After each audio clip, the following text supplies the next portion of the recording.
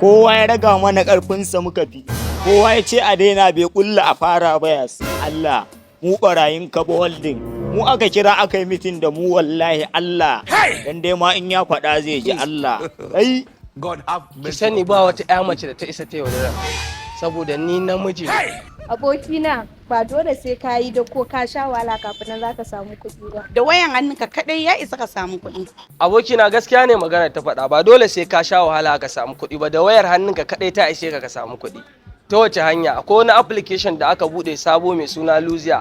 abokina ba sace bane business. Za su yi launching nashi gobe 5 ga watan September. Yauwa suna da babban packet kuma suna da karamin packet. Babban packet ɗinsu shine naira 12,000. Kuma in ka sa 12,000 ka a take a gurin za ka cire naira 10,000 bonus ne wannan. Sannan za ka zo ka ci gaba da cin tax ɗinka naira 2,000 kullum 2,000 na tsawon wata ɗaya. Akwai link na group na WhatsApp nasu a ƙasan wannan bidiyon. A launching ɗinsa gobe 5 ga watan September. Ku zo mu jone da ku mu ma duk za mu saka kuɗin mu a ciki saboda wannan gaskiya ne. Luzia ta kuce ta mu ce. Luzia ta kuce ta mu ci. Luzia ta mu ce ta ku ce.